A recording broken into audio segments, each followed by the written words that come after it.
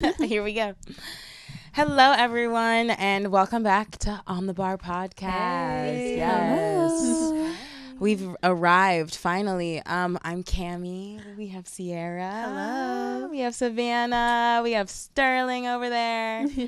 How y'all doing? What's been happening? I actually haven't seen you guys in like 3 weeks. I know. Yeah. Oh my god. I haven't been here in a minute. Well, I feel Yeah.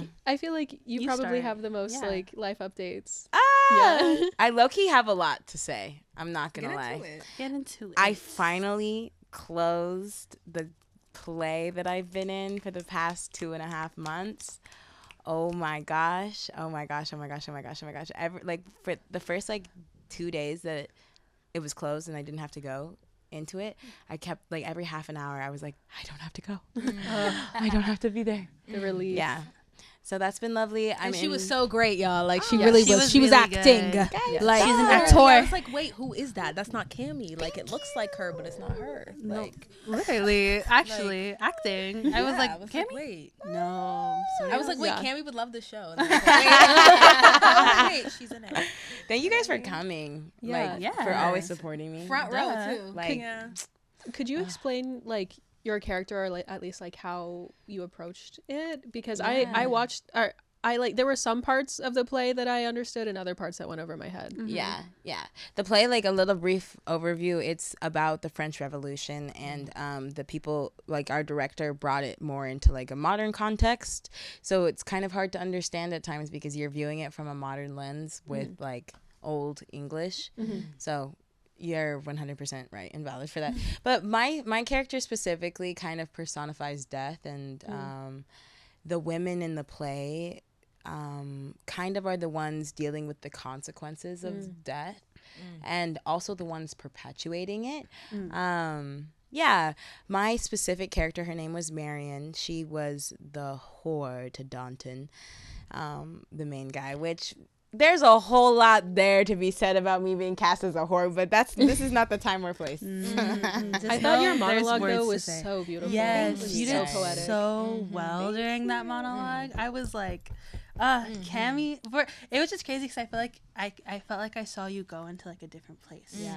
When you were doing it, and I was like, bro, this she's enveloped in this. It was really cool to see. Thank you for saying that, because it was just a really hard one to figure out. The monologue goes in so many different places.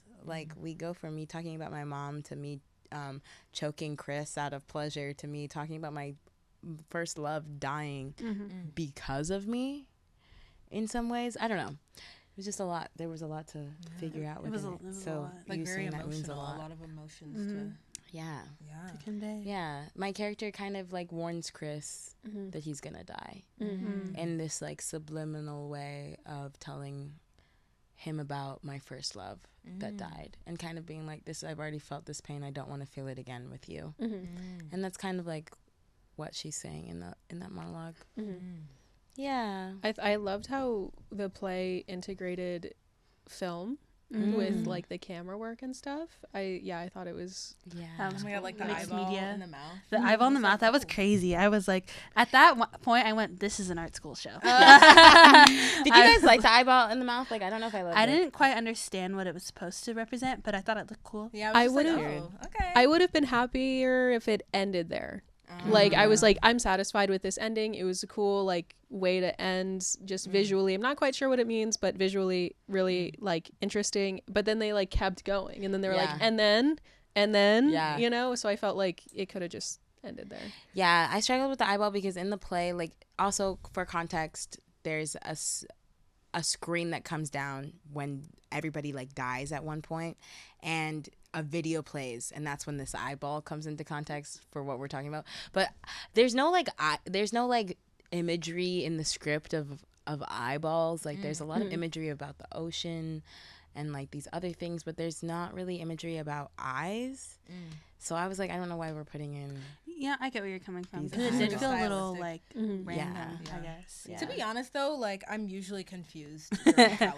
Yeah, that's also me too. I'm I was not- sitting there and I was like, I just feel like maybe I'm not getting it because Yeah. I'm not. I didn't even know it was in France. I didn't even know. Like, I was confused. Yeah, we got out Right. during intermission. She was like, "So what's happening?" I was like, "What's the French Revolution?" She went, "Really?" I was like, the monologue ate, like, period. And, like, yeah, I never know what's going on. But I'm just happy to be there. type Yeah. shit. You know That's what I'm saying? always just my goal at colored shows. It's like, as long as my shit is good. No, exactly. right. and it was, and it that's all you can did. do. I think the You guys. only play I've understood that I've seen was Amen Corner. Yeah. And then there was one other one that I can't remember. The name. Maroon. Yes. Yeah, I understood that yeah, one. I I was about understood to that one. Yeah. Yeah. Yeah. Yeah.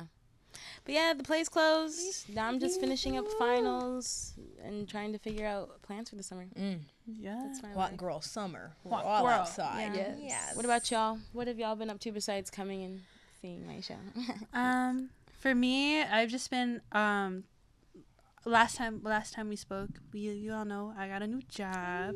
It's starting next week. I feel like I've been like almost similar to like the last weeks of school when you're just like finishing things out. You're like, no, this is real. Yeah. This is all hee hee ha ha fun. That's how it feels. Like my life just feels very like transitional.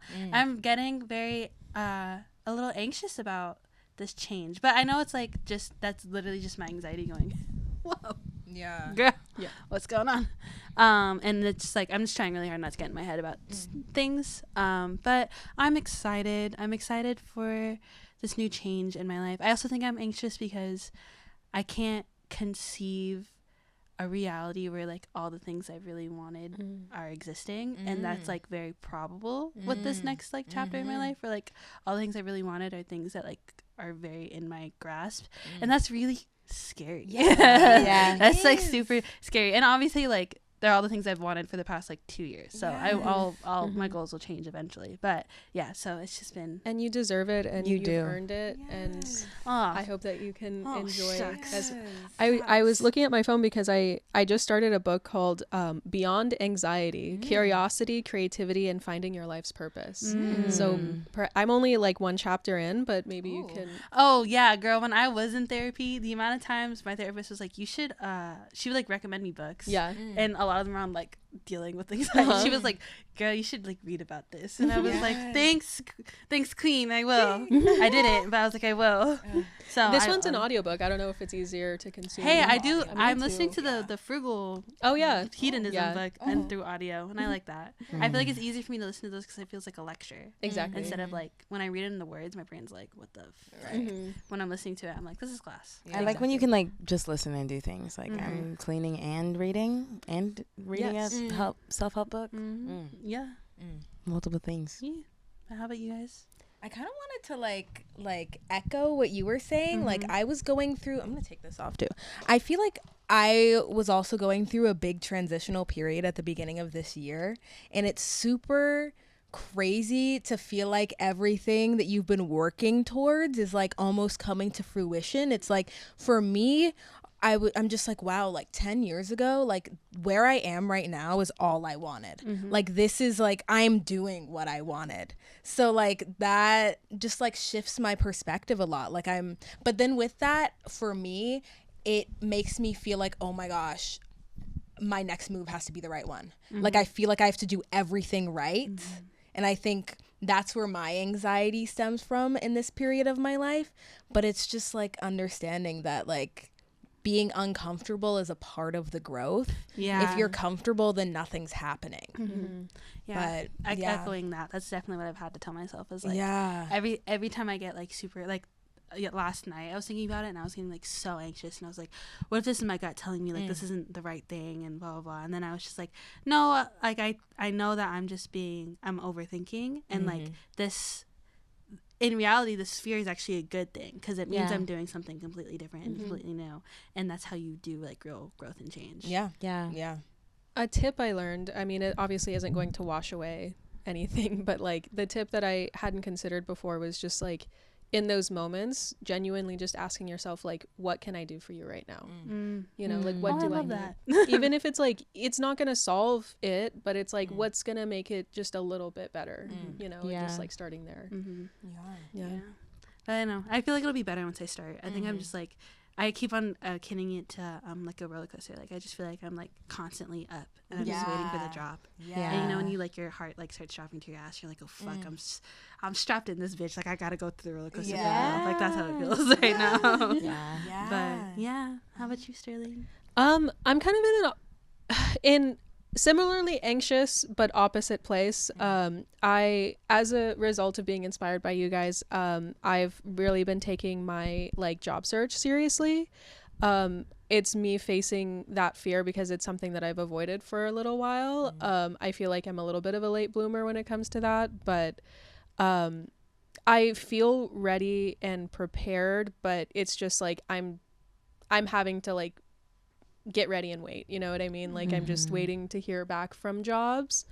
And yeah, it's like something that I'm having to like confront with myself of like, yeah, this is something that's new for me because I've always like, as far as career goes, like I would do a lot of freelance work and then supplement it with like the service industry. And now I'm getting to a point where I want to transition out of that and take that next step and like start to build that dream life that you were talking about earlier, Sierra. And like that, it's just like I'm doing the work right now. But I do feel a little bit behind in having done it, you know, like but you know, it just takes time. Like everyone's journey looks different. Everybody's journey looks different, and the fact that you're doing it again, it's that fear of failure that we were talking about in the car and like taking that first step. Yeah, I feel like I was like kind of waiting. I was like, oh, it'll happen eventually. It'll happen eventually. And then now I'm like, wait a second. I have to make it happen. Oh, yeah. Wait, no, eventually it's something I have to make. Oh, no. I think something that helps me like when comparing myself to other people is like if you weren't feeling behind in this thing, you'd be feeling behind in something else. For sure. You know what I mean? Like you're not behind. It's just at a different timeline than the people that are readily in front of you now. I also want to add on to that, like the easiest way to ruin something is to compare it to something else. You will always be able to compare anything to another thing. That's so like there's real. always going to be something to say, but what someone else is doing has nothing to do with what you're doing.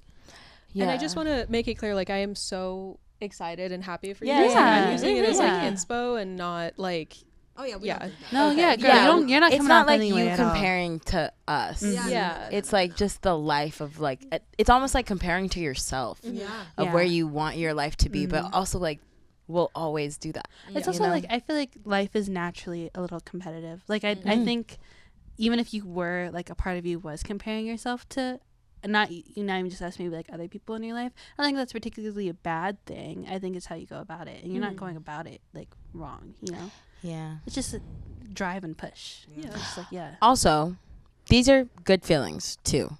Like I don't want to demonize these feelings. They're not good or bad. They just are. And these are the things you're feeling now are the things that are pushing you to do it. For sure. You know what I mean? Yeah. You wouldn't be like starting it if it wasn't like, if you didn't have those other emotions. Absolutely. And I feel like I don't know if I'll keep this in, but like I just made this realization that like with my breakup, like something that like it got to me, you know, was that like he was basically like I was telling him my goals for this year. Yeah. And he was just kind of like, yeah, we'll see if you do it, you know, that kind of thing. And I'm like, when have I ever... Everything you tell me about this man makes me so mad. Okay, I think you should keep that in. No, because that's like important part of relationships in life. Yeah, you got to be able to recognize when people are preying on your downfall. Preying on your downfall. And a lot of the times it's people that are closer than you think. Yeah. Like it's the secret. Like I feel like it's always like, okay, it's the people that have been there for you like at your lowest, but I also think it's the people who are with you as you're like on your way up and as you're at your peak. Yes. When they like, I don't know. Some people just, can like, only exist with you when you're existing at the same levels as them. Yes. Or some people only like to exist with you when you're at your lowest. Because it makes them feel better. Yes. Wait, say that again. Like literally. These hoes are trifling. No, but yeah, just like some people do like to only be around you when you're at your lowest because it makes them feel better about whatever shit they're going through. Yeah. And then people such as that aforementioned person can make it sort of saccharine and like, no, I'm here for you. No, you got if Right, you, they if you do it, manipulate I it. got you. Yeah. You know, recognizing that shit. If you do it is just insane. That's Yeah. Yeah, It's he's just- basically like it was that kind of like tone essentially, but he was just kind of like, I just don't want you to like keep pushing it off, and as if I've ever pushed it off, you know what I mean? Like I've just been As But if it's you're not also running a crazy 'cause whole it's like- podcast yeah. right now. It's just crazy too because I'm like, you're one of the more accomplished people I've met. Like, you do Thank so you. much. like Thank you. I just feel like people are like, because it's not, your journey's so non-traditional that a lot of people, what's the word? Push it to the side. I agree. I think like I got distracted. Yeah. Sorry. It's interesting you said non-traditional because I always bring astrology into it, but it Bring that literally shit says in. that in my chart that like career-wise, lifestyle-wise, I'll go kind of a non-traditional way. So I have to remind myself of that sometimes. That's the thing that's like literally your superpower in your creativity, Yes. in making money off of it. Mm-hmm. That's the thing that's going to be your superpower, is that you're not doing it the same way as everyone else. Thank you. Yeah. Yeah, and I would like to remind everybody, Sterling's been making money off her art. Like Yeah, she's been Yeah. supplementing with the service industry, but I feel like for at least the past year, you've been making money off your art. Last year was like kind of the big year for that. Which is like big not money, a lot of people can big say that. money. You Like, know? dead ass. For real. Thank you guys. I can't, not yet. I can't. Not till this podcast takes Yeah, out. y'all. And it will. And it will. Subscribe, like, comment, rate 5 stars. Yes. Por favor. Yes. Yes. Get us that ad rev. Guys, I have to find a job for the summer. Like, I was just been grinding over the past couple months that I was like, the thing that's not going to be helpful for me is to go straight into another play, go straight into another internship and grind for another 4 months, then to be done with that and then go straight back into school and grind. Do you want something that's a little more like just show up, do the thing, leave, like less weight, like I want something mentally? that truly I don't have to work at all. Mhm. Like, ideally, this summer will be spent just creatively exploring on things that I want to. Welcome back, Sat. But yeah, ideally, this summer will be spent creatively exploring what I want to explore and not like what is kind of dictated for me. Because, and I'm very, very grateful for this, but over the past year and a half, I have been consistently in a show. She booked and busy, y'all. Literally over a year and a half, which I'm very, very grateful for. Like, these are times I'm going to look back on and be like, whoa. But now that it is summer, it's the first time I have 4 consecutive months that aren't booked. I need to spend this time like exploring within myself. And I just would like a job that I can show up to for a couple hours. It doesn't require me to be the best version of myself. You know what I mean? Like, if I can sit somewhere and be a receptionist and edit on my like that would be ideal. Yeah, like Those a little jobs. front desk something. Yeah. Just let you.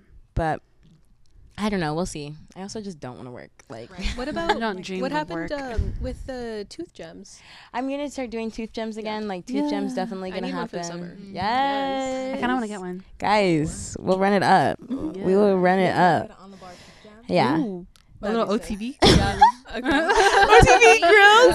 OTV grills. Yo. Wait, a Gap grill? Yo. Girl, you need to get a Gap Grill. I want a Gap Yesterday. grill so bad. You need to get one yesterday. Yeah? Oh Yo.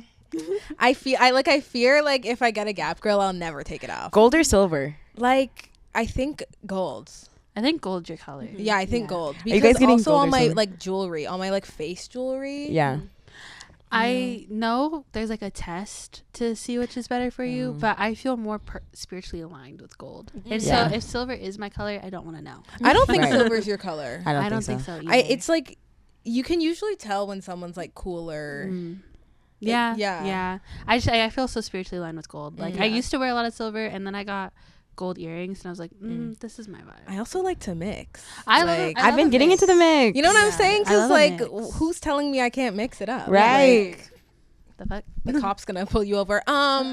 Mixing metals. Man, you know what I pulled you over today? Right. You're mixing gold and silver. mixing like, gold and mama, silver. I'm gonna wear what I want. Like, One day we're gonna get on the bar girls. That'll be so cute. oh, So sick. oh my Oh god. my god. Oh, Yeah. And really those do bitches will want be girls. comparing themselves to. Sorry, let me stop. I think that'll be a benchmark for me. Anyways, The grill. Yeah, it's something a benchmark. Yeah. Agree. Yeah. so see you with the grill. Yeah. Dude, you I would just- literally do yes. so good with a girl. I think I we would all spell- look really good with a Okay, we gotta do it. We gotta do I it. think we're all good singers. Yeah. we're all good singers. What is it? I mean, who wouldn't look good in a girl? Like, not saying names, but like, it's just Dakota. I was gonna say My like roommate. white people. White. people. Dakota left But him it, down. He's like, a white I'm trying man. to think like who's a white person that would look good with girls. No, it's actually it's like a black and like Hispanic thing. Yeah. So like don't put a grill in your mouth. Actually, Yeah. Yeah. Can white people do that? I think they do. Like No, probably. every time I think of like a white person with grills, like I just don't think it. It just like looks. kids. Travis Barker has probably done it, or like the Kardashians. I'm sure Yeah. like Post Malone has probably had a grill. at Yeah, some point. right. And But every that feels appropriate though. That does feel appropriate. Yeah. I was gonna say Yeah. Posty. Yeah. Posty can get that He's grill. Yeah, or like Posty can I get his know grill. like Mac Miller probably had one. Yeah. but that Mac one Miller can feels get his grill. Yeah, Mac Miller he's It just he kind earned of that. it started with us. It's I like guess, you the should only- know if you know if you're wearing Right. a grill or not. Yeah. Like Yeah. you should same, know. Same with like a hat. Like you can't.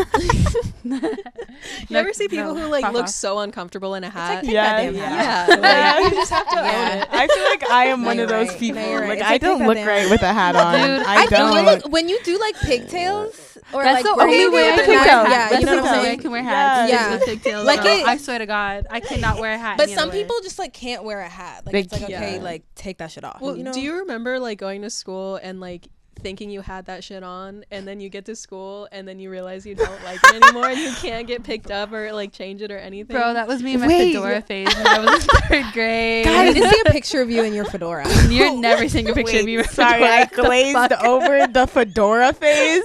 Yeah, this was like this was peak like sneakers on Vanessa Hudgens. Like Clock she got the it. little side fedora Clock type it. shit. Like I had my That favorite ain't- one. Well, you had it. I You know had the that ain't. tilt. I didn't tilt that shit, no, but this is like said sideways. when fedoras were in style, like when they were on Disney Channel Yeah. and shit. It was like 2007. I did have one, and I did wear it, and I wore it to school, and I thought I had that shit on. Can next episode we all just be in fedoras? Wait, let's do it. I want mine to Literally. be like teal with like a zebra, like zebra print. Oh my god, that's so justice. Did Yes. you guys shop Dude, there or yes. like limited two? Dude, I think I got mine. Does from anyone know Limited what too. limited two is? Yes. I don't Okay, know if okay. I know limited too. It was like Justice. Do you know Justice? Yeah. So it was just like Justice, but I think they're the same company, no? no, they weren't. They were Oh. like rivals. And then because I would go to Limited 2 and my Clock older it. sister would go to Justice, and I would always be like, "Girl, Limited 2's better. Like you don't get it." Then Justice bought Limited 2. That's what it was. I remember, guys, I like cried. I like saved my last Limited 2 bag. Like I should have kept it. I could sell No, that on because eBay. I remember when in the mall over here, you know where that little like nerd store is at the bottom. Right Which next- one? There's so many nerd stores in there now. The one right next to the food court called like FYE. Okay, locked So in. that used to be a Justice. And it used to be a Limited 2. oh my And I remember when it turned into Justice because I was like, oh my God, it's no longer Limited 2. Yeah. And the opening day, they were playing Justin Bieber's Baby on the TV screens. I was in there like, baby, baby. They got your ass they Were quick. you guys did. They got believers? your ass Speaking of quick. Justin Bieber, were you guys believers? I was diametrically opposed as a directioner, so I had to tell everybody. I did not That's like so him. crazy. I was such a believer. I was like, but I feel like that tracks. I thought I was gonna marry that man. I thought I was gonna be Savannah Bieber, like for real, like that. Yo. Like oh my gosh, his Never Say Never movie. He does like a hair flip in slow motion, guys. That was little like my step up. Bible. my Like little that. sister was obsessed with Justin Bieber, so we had to go see that movie like 2 or 3 times. Like but I Yikes. ran into someone who I went to school with, and I was very opposed to Justin Bieber because I was going through like I'm just like not like other girls. And so when she saw me there, she like came up to me. I was totally the villain in this story. Just heads up. Like she comes up to me and she's like, "I didn't know you like Justin Bieber too. Like I've already seen this movie like 3 times." And like it's like she's like really excited, and I just like I needed her to know I didn't like Justin Bieber. And so I like gave her no energy back, and I was like, "Yeah, I'm actually here with my little sister, you know, like so She said, "This is little baby lame-o shit." Yeah. The fuck? screaming. Yo, that could be in a movie, Sterling. Yeah. Were Like you that a part was of like any fandom growing up? No, No? not. I my dad was really into, or still is into, like, white guy rock. So that was me. Like, I had my little, like, Pink Floyd shirt. Okay, and, okay. like, that Great was gig in my the sky thing. type shit. Yeah, Exactly, no, exactly. exactly. No, yeah, because exactly. On the topic of Justin Bieber, do y'all remember Silly Bands? Oh my gosh, yeah. Because Yeah. I I'm back. had the Justin Bieber Silly Bands. There were Justin Bieber That- silly bands. Yes, I bro, saved and that was a up all hot fucking $5 of my commodity. dollars Yo. to get that pack. Was it Okay? $5? Oh my Oh my gosh, God, yo, yes. girl, the tariffs have made it. Like, that is so affordable. Yeah, it was like, But yeah. back then it was a lot. Yeah. I remember it being a Right. lot back Well, then. it was Yeah, like I the was recession. like, wait, I Fucking silly have bands. $5 Yeah. dollars. Like, this will get me like 20 silly bands, right? Right, Like, Yeah. right. No, yeah, but I remember that because I got them, and girl, the way I was not very popular in elementary school, the way all the little girls were, oh my god, you got the just the silly. I said, yeah, girl. I wanted to I got fit the little in so microphone. bad. Did you have the like all the way up? Yeah. Yo. Yeah, get on my fucking level, bitch. Get on my Like, Cutting off your level. circulation. Literally, And shit. Yeah. I'm like, yeah, my hand's purple, but that's Justin Bieber's favorite color. So, So, Yeah, I'm his wife. So it's literally, and that is his favorite color, actually. fine. Mhm. guys, my truth is I was never really a fandom girly either. Never into Justin Bieber. It's definitely like. It's like a canon event. I Yeah. feel like. I think But if I you loved don't- the Lord too much. Like, Love I was what? the Oh, Lord. Like, I yeah. was Oh, you really had a- Mormon. yeah, you I had was a different really thing. That was Mormon. your fandom. Yeah, that was my fandom. Truthfully. Your fandom was you were a Bible truther. You were listening to gospel music. I wasn't listening to gospel music. I was listening to Mormon music. Different. You know what I group. mean? Different vibe. Get into it. Wait, 'Cause how it's does just the white Mormon music people. go? Things I've heard 1,000 times. Oh. Don't get me started. There's 19 years of this shit Wait, built Loki, up, like, guys. wait, send me the album. I got you. Okay, I got wait, you. All right. Like, actually, yeah. yeah. Send it Wow. after. Scripture power. Okay. I saw a post that was like Christians have daddy issues Because of the Lord. because, like, think about it. Like, your heavenly Father just leaves, and you're just Sailing. waiting.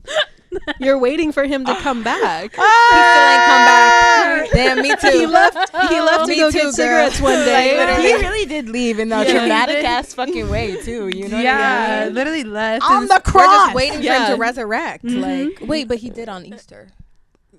Right, but then he Right. left. But then he Then left he again. left again, Oh. and we're all just waiting for him Yeah. to come Literally, back. I feel like No isn't damn that child like a support. thing? Like, shit.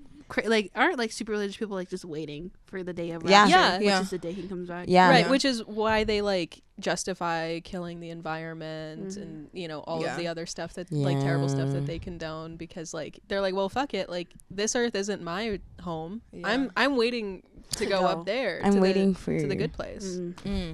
I like maybe like bleep like who I'm gonna say.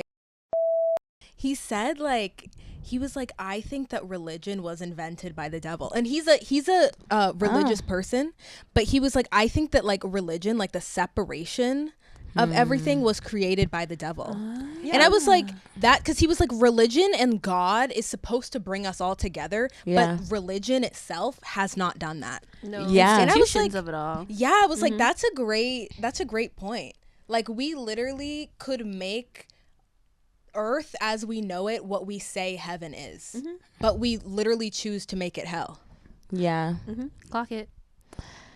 And by we, I mean the patriarchy and white men, Talk not about us. Talk And about it. Well, just also just men. Yeah. Like it's No, not I give only I white give the men men. of color just a little more, like, I hear you. because then it's like, because even like But then thinking this about their shenanigans, like, what's the root of it?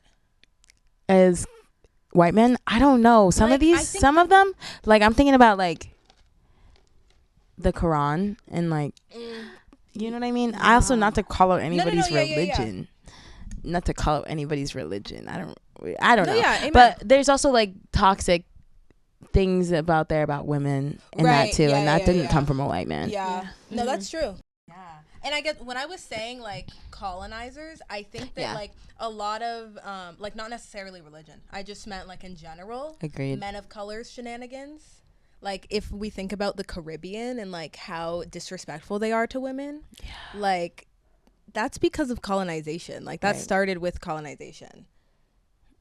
But yeah, Yeah, not religion. I completely Yeah. understand what you're saying. Yeah, I Damn. mean, we were talking about this in the car earlier. Like, most of human history has known matriarchy. Like, it's not until like relatively recent human history, like obviously to us it seemed like the last couple hundred years, maybe 1,000 years, we haven't had that. So like in our concept of time and how short our human lives are, it seems like it's been forever, but in the grand scheme of things, like matriarchies have been the most prevalent societal structure. Yeah. You know, even like the U.S. is like a relatively small or young country. Yeah. We are the youngest country. I always like to think about it just like outside of this like context, but like the human existence. If you were to put what did they say? If you were to put all of Earth's like history on like a calendar year, the human race, and this was back in like 2014, so it's probably a little bit longer now, but the human race is equivalent to like the 30 seconds before New Year. Whoa. Right. Like we like in the time of like actual Earth, we have only existed for like a blip of it. What's the point, guys? Like there's no talk about like the U.S. Like we talk about the Roman Empire. Like that's gonna be like the like. Oh yeah. When Like, people are like, "What's your Roman Empire?" and like they're not gonna talk next about century, the Roman Empire anymore. they're gonna be like, What's your U.S. empire?" Oh my gosh, that's so crazy. I wonder like what happened, why we switched to a patriarchy. Like how did that happen? Right. so in the book, The Great Cosmic Mother, Period. we brought it up a long time ago. Period.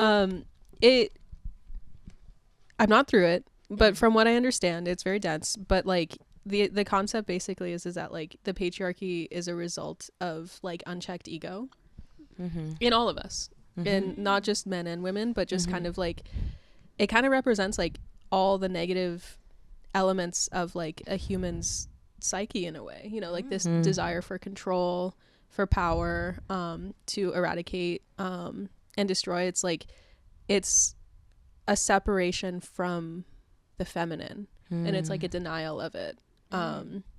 And both things like need to live in harmony in order to, you know, sustain. Like I'm not saying that like every masculine quality is negative, but both need to live in harmony and respect for one another. And that's been a power imbalance for quite a long time.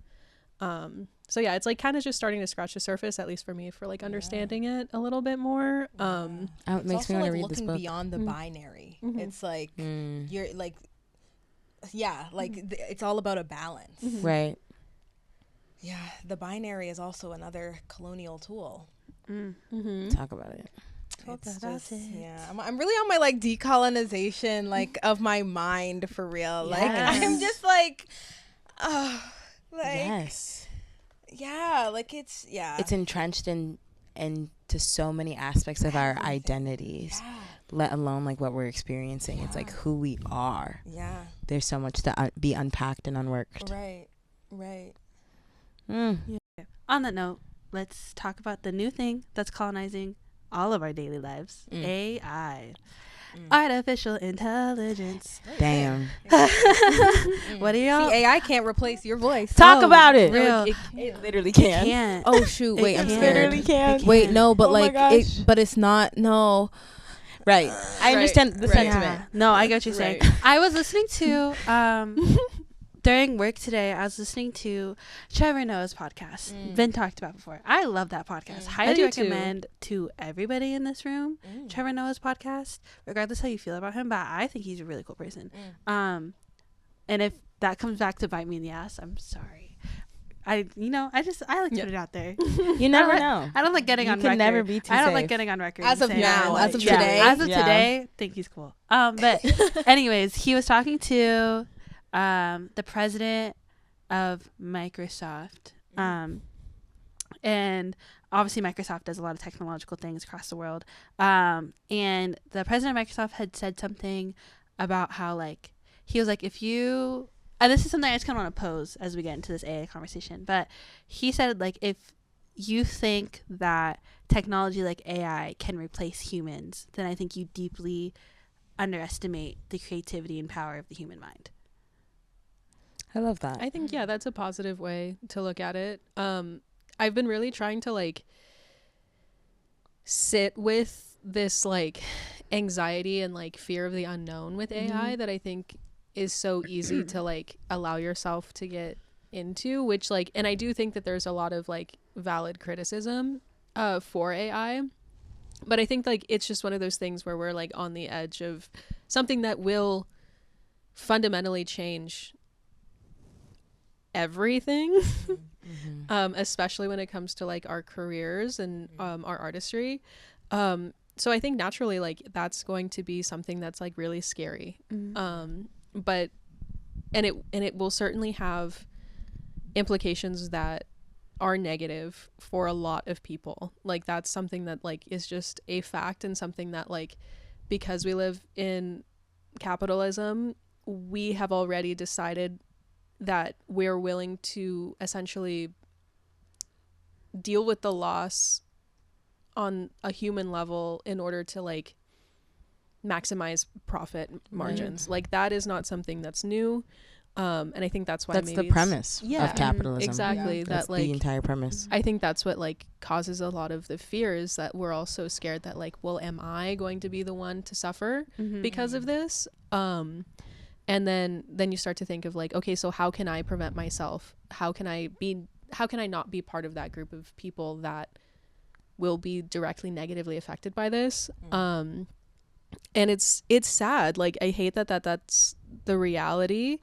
But yeah, I don't know. Sorry, I might be rambling. No, you're not. Yeah. No, I kind of wanted to like connect what you were saying like back to, I think that it's a great sentiment what the CEO is saying, but I also think it's easy for him to say that when his job isn't getting like as What artists. CEO said that? Sorry. The Microsoft. He's not the CEO. He's the president. Oh, president. Technically two different things, but Yeah. similar vibes. But I was gonna say, like he said that, but he's also coming from a place of like, first of all, his entire job is to like peddle that type of technology forward. But also when you know you're not gonna be directly affected by it. Also, like when the president of like a company like that says something like that, when people are all freaking out, that could be something that's just like a PSA. But I think just as artists too, like our anxiety is so valid because it is like how you guys are saying, like AI can replace your voice. Like that's scary. Like that is, my voice is my voice. Like that is me. Like that's when it starts to get personal. Like artistry is personal. And when that starts like I don't even want to say outshining like humans, but like taking up space that humans like artists can actually be using, like I think that's when it's harmful and scary. But it's happening. Yeah, I think it's gonna be a weird kind of like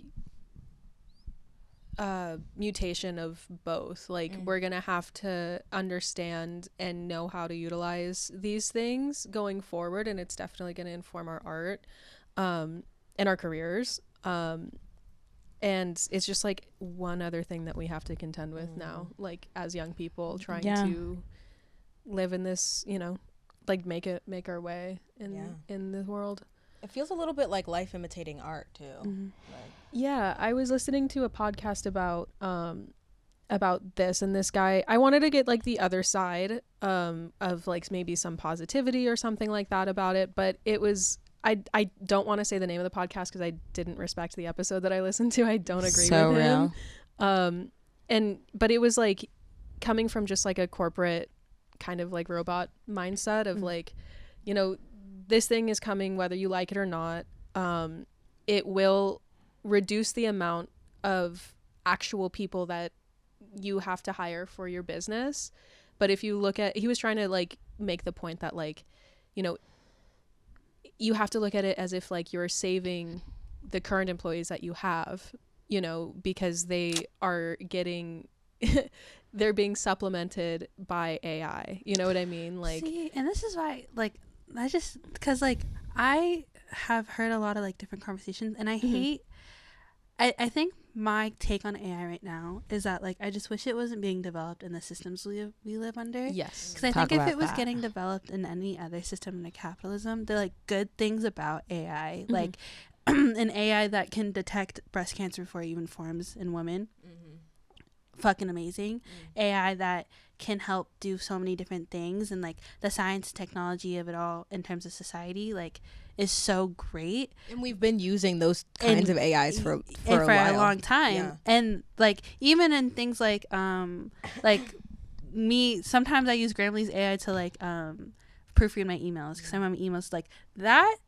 I honestly don't really have much of a problem for when people do that stuff, but it's the fact that it's being developed underneath this system that wants to use it at expense of other people, that I think is where the like fear comes from. And that's like the one thing I don't know how we could ever like contend with that, or like it almost feels like to have the good we have to have the bad. And I don't think that has to be the way it is. I just think that's how they're making it seem. It's interesting that you bring up too, like the systems that we are experiencing AI through, because the people that create AI too are inputting their own biases with AI. So like, although it's like this computer generated thing, it is coming from people who live in this system and are creating. AI is not something that is like for Black and brown people. It's not to benefit like Black and brown communities. Well, that there's a perfect example of that, which is Elon Musk's version of AI, where he doesn't believe there should be any regulation in it, because a lot of the like ChatGPT, for example, has built-in I guess bias detectors. It does, yeah. Whereas like Elon Musk's version, I don't know the name of it, but it basically like doesn't have any of that. So if you were to type in, for example, like prisoner, like generate a image of a prisoner, then it most likely will generate an image of a Black man, right? You know, versus like ChatGPT, which might not have this, like there'll be vastly different results because of that bias detector. Yeah. But that's so that leaves a lot of implications for like young minds, basically, of like who are developing their perception of the world and being born into a world that has AI and not recognizing like that it might be biased. So the implication is that like you can further those biases with this program, basically, that like will just, it's like a confirmation thing over and over and over again. AI constantly learns upon itself. So if you never stop it from building those biases, it's going to be baked into it at a specific point, to where that's just like what the AI is going to do. Right. So AI has the capacity to be like racist, sexist, homophobic. It's crazy like hearing all this, because it's just like, have y'all not seen like Wall-E? Like why are we it's like we're seeing it. It's like I feel like one of my earliest memories is watching that movie, and like, now I'm growing up and I'm seeing it in real life, in real time. Like we're coming to terms with this happening in real time. Oh, for sure. Just because I feel like like programmers and like STEM majors and things, like they never were really required to like take ethic classes. Like they're so worried about like, can we do this? They're forgetting about the should we do this. Girl, coming from the Silicon Valley background, that was like one of my really good friends, when she was our student body president, that was like one of the things that like she was really trying to work for, was making more mandatory like ethics and like racial classes, because for like in most colleges you have to take 1 and or 2 ethics classes, 1 and or 2 race classes, and then you do your major in G's and whatever. But for kids that are learning how to do things like AI, or just particularly in STEM, you like at my school, for example, you only have to take 1 of those classes. And you're in a G right now, literally what you were saying earlier, this isn't part of my major, I don't want to fucking do this. I don't want to do this. This is not what I'm here for school for. Therefore, I'm putting my least amount of effort into it possible. Therefore, I'm not actually learning anything, taking any of it seriously. And I think that's what's really missing from these developers, is that, again, they are conditioned to think about their work as what's the most boundaries I can push. As Elon Musk says, move fast, break things. Like that's how Silicon Valley was built. Breaking things, moving fast, you deal with the consequences later. And that's how they all view it. I feel like it's a part of like kind of the scarcity mindset that we cultivate in America because of capitalism. Like capitalism thrives on someone else failing, and you don't want to be the person to fail, Right. right? Because then, Trickle down. yeah. Fucking hate that. Trickle down Right. economics, yeah.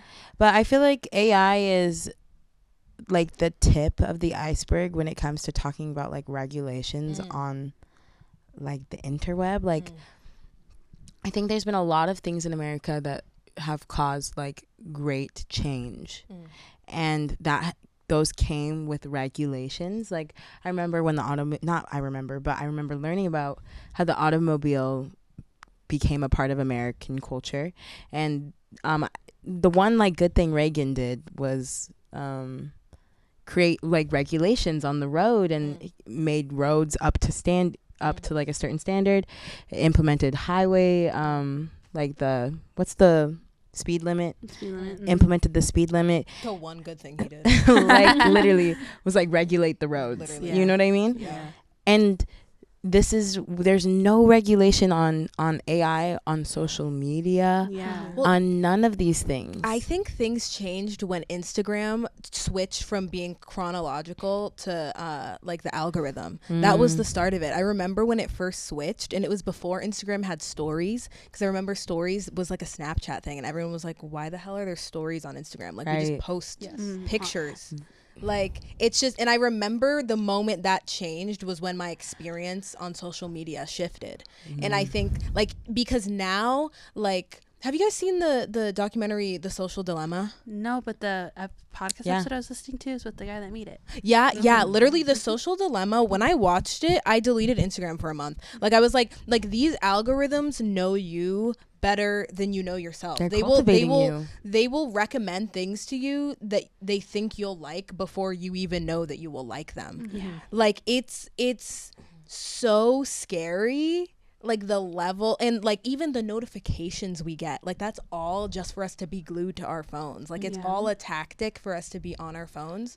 So I think like AI is just the tip of the iceberg when we're having these conversations. Like, it's so many. For sure. Yeah. Today, like, I was feeling pretty anxious, and I was like at my house, and my fucking computer just kept making a dinging noise every time I got an email. My phone and my laptop, both in the same room, were making the sounds, and I was like, oh my God, like I'm trying to like just calm down, and this thing just keeps reminding me that like the outside world is like knocking, trying to get in. But it's like not even the outside. It's like in your hand. Like, it's like it's like you can go to a different place, but it's in your hand. Like, I'm crashing out, and Uber is trying to contact me right now. Like, leave me alone. No, it's like They said, hey, you left food in your they said, hey, bro. No, the game definitely changed the second the market wasn't like the app, but your attention span. Yes. Like like that's what they're vying for. Like the market share that they're vying for is not like, I don't know, the app itself. End of the feed. Yeah, like, I remember when it would used to just like end, you'd be like, oh, you got all caught up for the day. The same thing with Twitter. And I remember when I used to do that on Twitter, I'd be like, damn, I've been on this app for far too fucking long. But like, they were genuine checkpoints, and now there aren't any at all. But yeah, like that, when I started hearing CEOs and like business people talk about the market that they're trying to have the biggest share of be somebody's attention span, I was like, y'all, what are we doing? This is it's so scary. Like, it's like cooked. It's so scary, and I feel like I have no choice but to participate in it. Like, as an artist, as someone who wants to, share what I do, and like it's so like integral, it feels like, to like a career, like as a visual artist, like I have no choice but to have like all of these things like like knowing how to use it, knowing how to like stay ahead of it, like it feels shitty to like use AI in the way that I operate with like just my day-to-day things, but like I don't like writing emails. I want to optimize my chances of getting hired, so I'm gonna put my resume through to like optimize it for like whatever job I'm looking for. Like, I'm using ChatGPT a lot, and it like emotionally it hurts every time. It hurts every time to do it, but I'm like, I'm seeing the real results and like how this is helping me too, and I just hate to have that like conflict all the time. Like, That's just like yeah. just another thing I have to like. I think you can like choose to, you know, like I wonder if there's a world in which we can let go of like the inner conflict, you know, because one, it's here, right? It's not going anywhere. It's also been a part of our lives for longer than any of us realize, right? I wonder if like that's part of the resistance, you know what I mean? Like I think throughout like all the things we talk about, the most important thing is like how we resist and how we show up for ourselves throughout this. So maybe there's a world in which we choose to use AI for our benefit. Like, you know, I don't know. That's like, I'm trying to take a more optimistic view at it as well. Just because like, I think to me, AI is built honestly specifically for those things. Like, I think AI is a tool that should be built to help, because like the things that like me reviewing emails, or you optimizing your resume, something 3 years ago, somebody would have had to pay somebody else like $60 for it.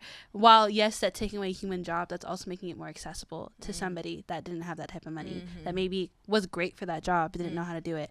Me reviewing my emails, that's something I would have like my really talented English lit friends in college do, because they're spending $80K getting that degree and I'm not. Now I don't have to be like, hi, do you have 5 minutes to read my email, please? I can just have an AI do it. That's like the things that I'm like, I don't see, like, I wish it was just being used for that. That's where I come back to like the systems that's being built under, because I think that's where that conflict comes from, because AI is not being presented to us as a tool that's supposed to help bring accessibility to people, bring people together, give people equal opportunity. It's being used actively and very, what's the word, like not forcefully, but like transparently as a tool to cut costs and build better profits. So that's where that, I think that's that inner conflict comes in. That's where it comes in for me environmentally as well. Because it's really bad for the environment.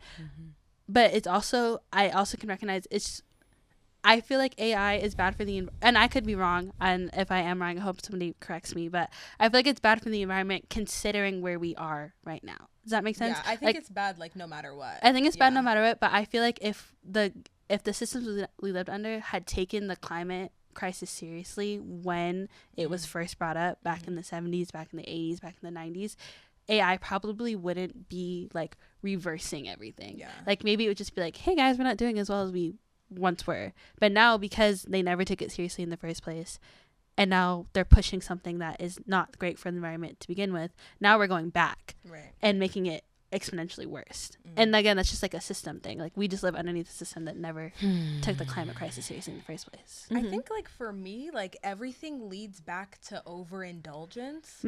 I think like it's just making the conscious decision to not ask ChatGPT, what should I reply to this boy I'm talking to? It's making the conscious decision not to ask ChatGPT for like, I don't know, like advice and shit like that. Like that's not what it's for. Because people are using it for that. What am I gonna look like as a dog? I've done that. What does my cat look like as a like that stuff is the stuff that's like we don't like need to, I don't know. I just think it's the overindulgence, and I think that also ties in with like the environment, the like meat industry. If everyone just ate less meat,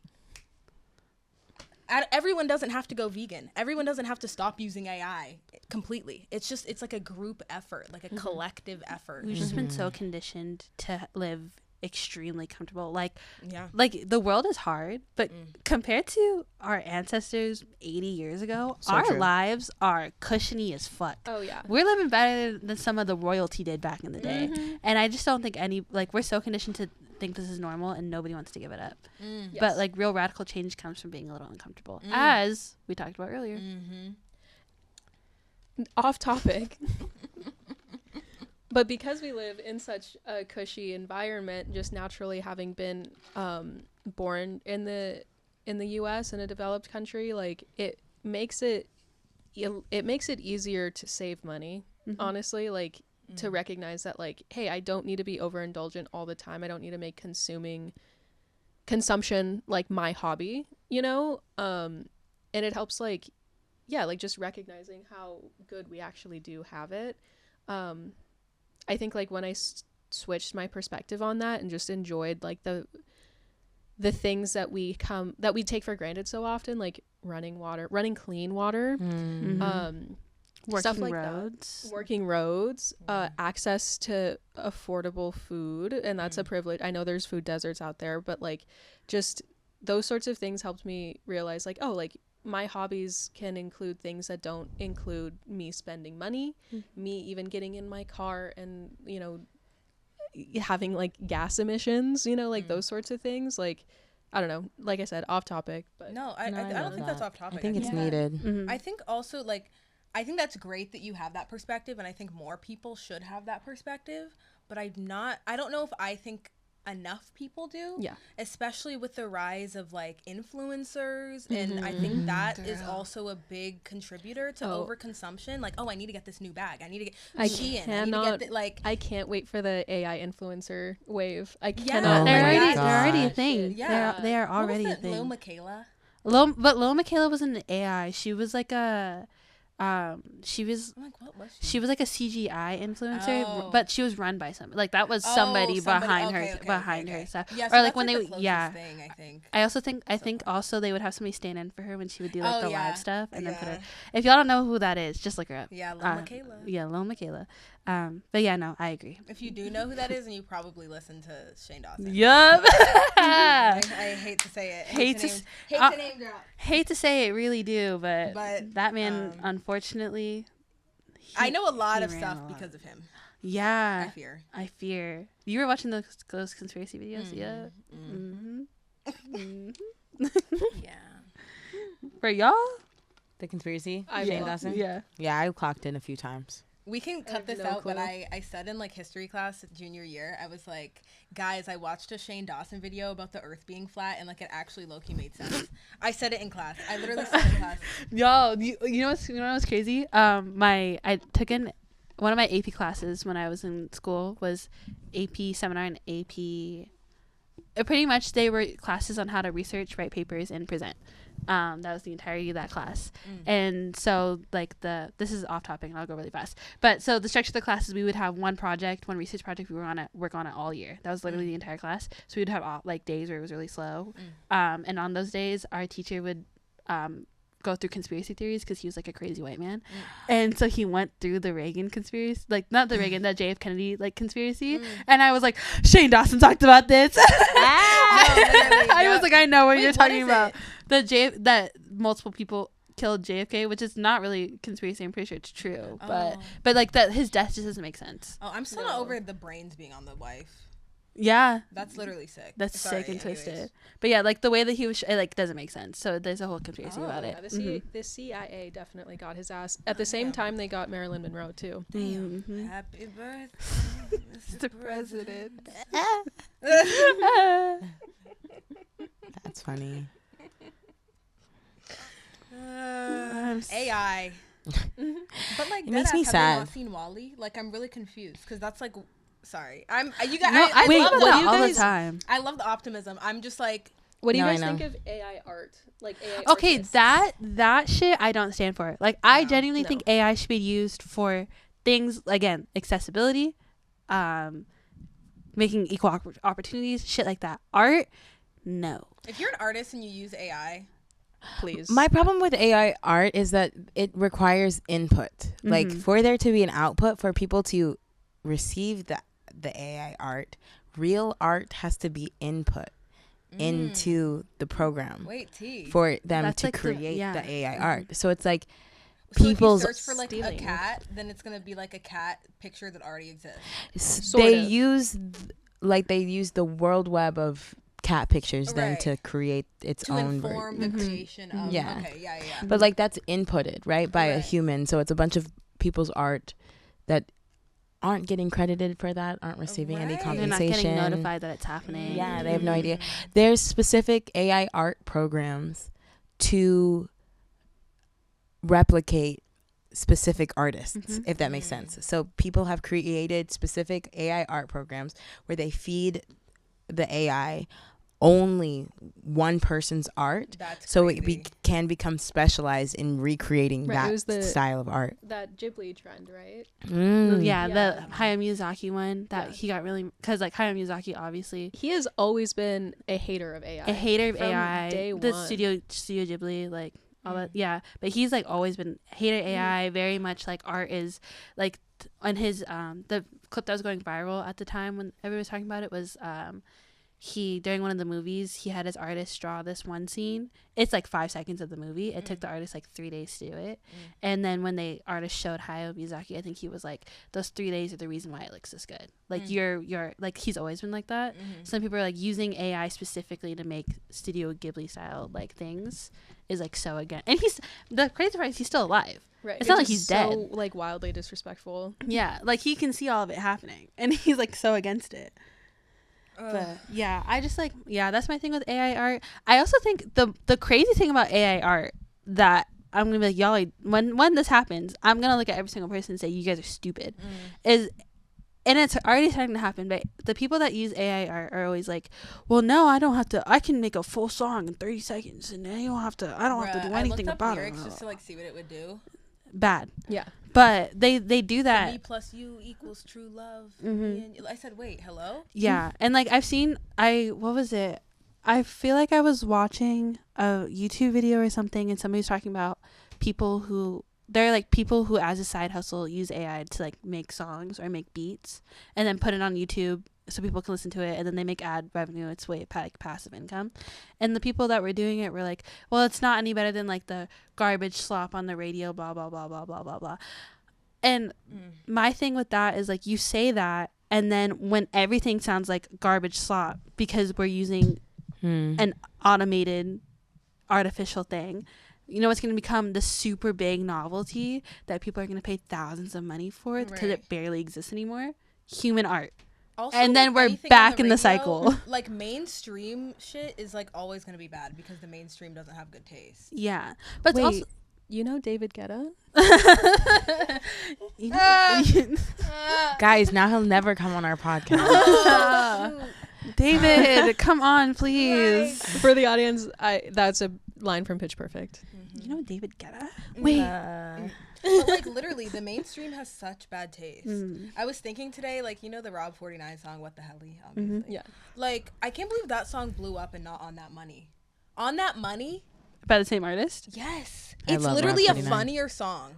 It's better and it's more catchy. And I'm just like, damn, the mainstream has such bad taste. But that's why, and sorry to bring up Taylor Swift, but that's why people hate Taylor Swift. But it's actually because the mainstream just has bad taste and she cracked the code on that, and y'all are mad. She's a businesswoman. But you're actually like, you're mad. feeding her. Like you're actually like paying her bills by talking shit. Like that's the part that's crazy. I'm like, does the mainstream have bad taste, or is it just like, or is it the 1% that's fueling capitalism that has bad taste? Right. Well, I guess it's, I guess it's the same thing. So true. I also, I mean, Right? as your thought as an artist and musician, I've always figured the mainstream, to me, I've never been like the mainstream has bad taste. I'm just like, how do you make a song that appeals to everybody? You can't. Therefore, the song has to be. I kind of feel like this is how I feel about like white people food, low key, which is like they try to make it as appealing to as many people as possible, so they add as little flavor as possible. That's why like when you go to white people restaurants and they're like, oh, salt and pepper on the table, because they're like, I don't know what you like, so you do it yourself. Yeah. So I've always just assumed mainstream music is like the most basic because they want to get as many ears on it as Mainstream, so like in terms of like mainstream marketing, the mainstream has to have something to attach to. Like if you think about like even Sabrina Carpenter, mainstream, her thing is she's horny and she's short. That's what the mainstream can hold on to, and that's what she is, like in a concise form. Like in order to be mainstream, it has to be like one sentence. Taylor Swift, she's gonna write about her ex. Like Kendrick, he's gonna talk about Drake. Like that's why, I don't know, like I just think that part is interesting, and that's why a lot of the time like the deep cuts of artists are their best, or sorry, they're like you have to dig for their best songs because the mainstream just doesn't have good taste, or like you're saying, the people in charge, like what they're indoctrinating. It's so interesting. It's all subliminal. Yeah. It's too much. Even with like all the backlash Chappell Roan gets, like it's still like a part of her brand. Yeah. Oh yeah. Which is so, it's just so interesting. honestly kind of glad she made it part of her brand. I would love to see a diva. Oh, on that note, this is so completely off topic. My sister was telling me about it this morning. Did y'all see that people are mad at Doechii? For what? Yeah. For 'cause she was yelling at her. yelling. She was yelling at her the team. umbrella thing. Yeah. Like, Yeah. I hear that. Like, I don't think you need to get to that level with your team. But also, I can understand that it was probably like a really stressful and like anxiety-inducing Yeah. situation. I think that there's Nuance. Yeah. No, I think there's nuance too, but I was just like, curious because I was like, Didn't she damn. release a statement that was like, "We're all good, like we're fine now"? Yeah, she Did was like, she? God forbid a girl Yeah. needs another umbrella. Yeah. Yeah. So I it's thought like, that was a good response to it, Yeah. honestly. Yeah. Yeah. Oh, really? That's so funny. My sister was like, I did not like her response to that. I was like, girl, you were acting a little crazy. Yeah, I'm like, we it all would know have you been were nice acting a little if she crazy. had a little accountability, but then also tagged the joke. I think that would have been I cool. was like, I just feel like I was just curious because like my sister was like, oh, it's like chaperone, yells at paparazzi, and I'm like, yeah, I think people like. First of all, I think once a black woman gets famous, they're gonna villainize everything she does. That's an important nuance to have in this conversation. Right. I do also believe that people probably have a problem with it because it's your team. Like, Yeah. like if I was on her team, I'd be like, girl, I am on the clock. Yeah. Like, yeah. I'm here for a It's paycheck. like, okay, relax. Unfortunately. Nobody wants to be yelled at and spoken to like Yeah. that. That's the real truth. Is like if you don't hear like people speaking out to their team like that Right. often. I think another like Too. nuance is like when Chapel Roan is yelling at paparazzi, it's because they yell at her first. I think Doechii, she was yelling at her team and not directly the paparazzi. Yes. And it was like, it seemed like unprovoked. I know that it was because she didn't want to get like photographed, but it wasn't like someone else yelled at her first and then she did it. But I think like Chapel was like a reaction. Yeah, I agree. Yeah. I think we also have to recognize that like we only saw from when the video started. Right. 100%. Like the context is like, it's a very, it could be twisted and turned in any which way.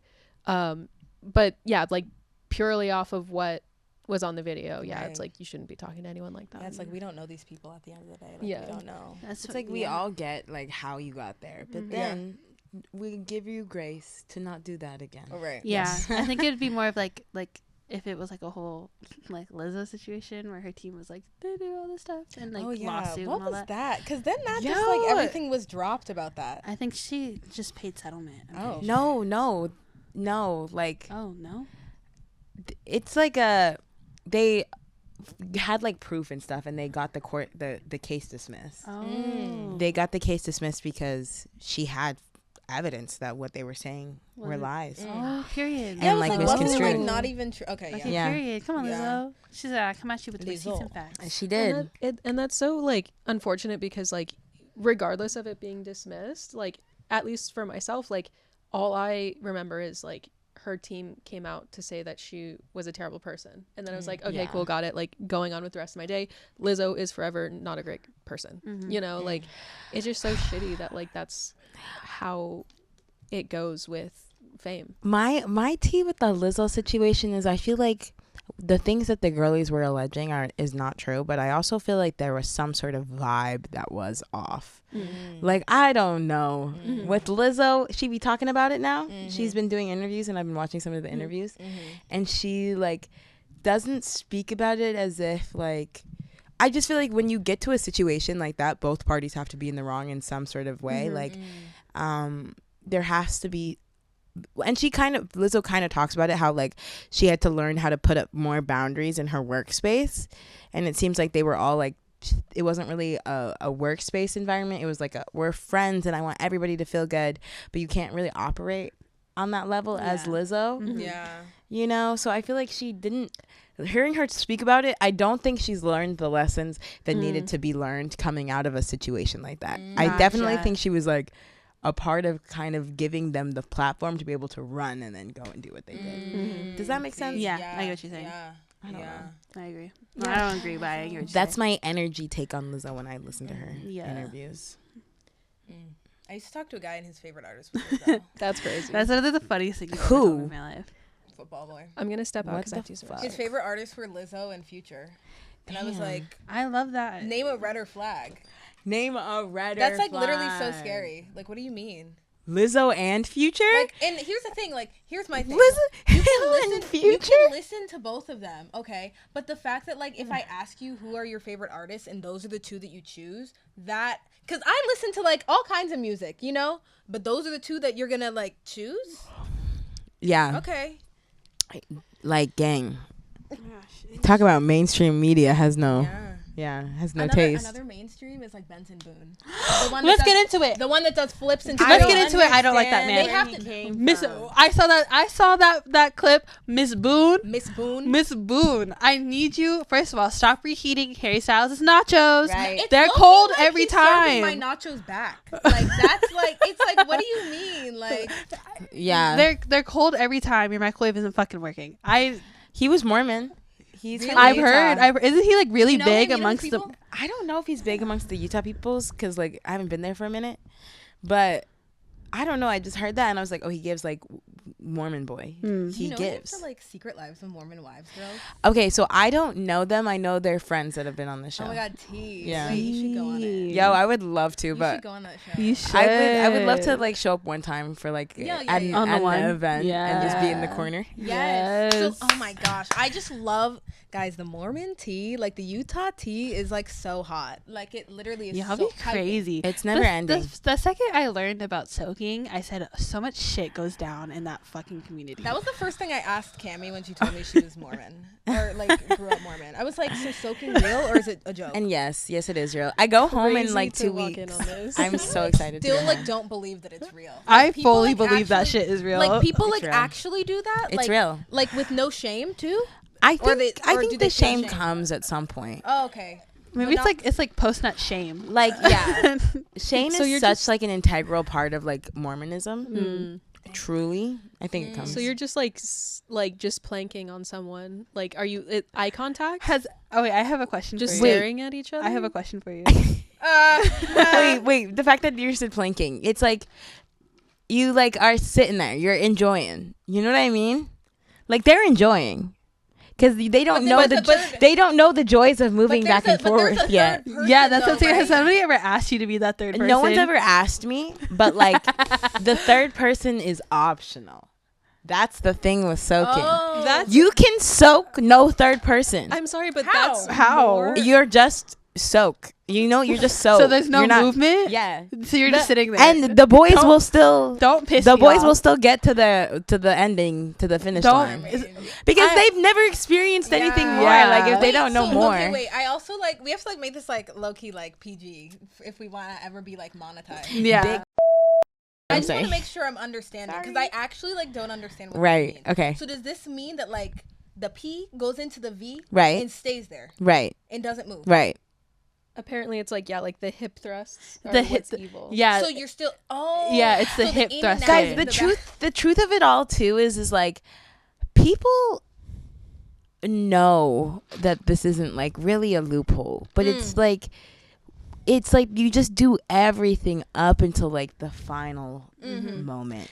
I'm sorry, but but that's it's like the same as Catholic guilt. Like Yeah. you do things to convince yourself you're not cheating the God or the church, even if you know it is. Yeah. And you I deal with the guilt understand, later. but I Yeah. don't. It's And like It's more sinful. Like it's more freak nasty to do that than it is just to fucking have sex. She said you're more of a fucking freak So doing yeah. that shit. chilling in there and someone's like shaking the bed like Yeah. Like, so don't people jump on the bed? Yeah. damn, Earth Like is both. awake. It's like both. You can choose which one you want to do. The way I Just come to California when there's an earthquake. Like just do that shit on the water babe, it's bed. time. Do that shit on a water bed because if you just sit there, you Wait, move. on a Another cruise? thing will be like you do it in a car and you have your friend drive. Oh. Wait, I want to talk about how porn is considered cheating or like so sinful. Okay, porn's an interesting conversation for me because porn actually is like kind of harmful to our No, brains. Yeah, for sure. very bad. You know? For But sure. what do you mean Well, like specifically? knowing someone who used to be in the Mormon church, like I have never talked about porn more Oh, than in the interesting. fact that like how like I was in a relationship with this person and they were like it would come up frequently like, you know, how do you feel about porn? And I'm like, I don't care what you do out like when I'm not around. Like I don't care. Like it just genuinely is not. I don't. Yeah. I don't consider that in the same realm as like sex. Yeah, I right? don't think porn is cheating. No, Do but people think I've porn's heard cheating? stories like of this person's. Oh, you Okay, mean well, cheating, it like, your can relationship? get to a point. Like I know of so like this person's friend like had almost their like entire relationship break up because he admitted to her that while she was on a trip he watched porn, Yeah. and like she took it as if like he had an affair. Like that's how In dead ass Mormonism, she was yeah. about it. Yeah, In Mormonism, that's yeah. why I bring it up is like in Yeah. the context of like Mormonism. That's crazy. Yeah, in Mormonism, porn is like very, very sinful. But also it's because these people are very starved touched. Is that the right word? Touch-starved. Touch starved. Starve touch. Touched You by the laughing starving. too hard. It's funny. I'm like the me too, starving girl. has touched them like this. I'm like me. Like yeah. No, but they really are It's like, like that episode of Sex and the City when Carrie was like, I just need the weight of a man. yo, Yeah, and weighted I've blanket. never related to Carrie I'm like, more. Carrie, you kind of ate. Okay, wait, the tea with the Mormonism though, Mm-hmm. these boys like they don't get any sort of play or action, right? So then they like Mormon boys get really addicted to pornography, like That makes sense. really addicted to pornography, and then it changes their brain chemistry, and a lot of marriages end because these men have porn addictions and That's so like an addiction. an Like, addiction. Yeah, it That's took the me a thing. long time to even accept that porn addiction was real. Like is No, that it's like real. They can't stop watching. Yes. porn? Yeah, this one they're like guys that like can't get off unless The way they're that's watching stupid. porn. I'm Yes. like, wait, Yeah. what Not is so? stupid. I'm just like trying to understand. No, like, you're What good. do you mean you These can't? are these like, are pretty out I there do have a concepts, I feel question like. Yeah. in Yeah. terms They're of porn just- and Mormonism. Do you think that perpetuates like the multiple wives thing? Porn. Like not porn, but Polygamy? like the same thing that creates porn addiction, which is like not what I believe creates porn addiction. Let me not talk like I've ever researched this before. But from what it sounds like, being so touch starved, you become addicted to porn. You come like porn almost becomes like this goalpost that moves. Like you'll never reach the goalpost. Like it keeps moving every time because porn makes sex like it's so much more fun for the men than it actually is. Right.